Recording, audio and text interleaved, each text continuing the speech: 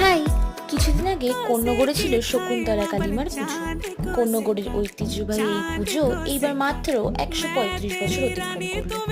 এই মিনি ব্লগটা এই পুজোকে কেন্দ্র করে।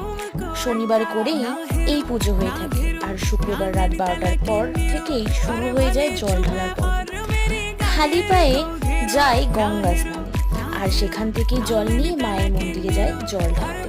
এখানে দেখো ভোর থেকে সকালই হয়ে গেল, লাইনেই দাঁড়িয়ে। তারপর অবশেষে জল ঢেলে সকাল 7টা নাগাদ বাড়ি আসি। তারপর পুজো শুরু হয় সেই দিন সন্ধ্যেবেলা থেকে। এরই মধ্যে ভোর হতে না হতে চলে আসে মায়ের বিদায় বেলা। এই দিনটা কোন্নগরবাসীর জন্য খুবই স্পেশাল। সারা রাত জুড়ে হই হুল্লোড়, আড্ডা দেওয়া, রাতে বেরোনোর এক্সাইটমেন্ট, মেলা, খাওয়া দাওয়া, আরো কত কি।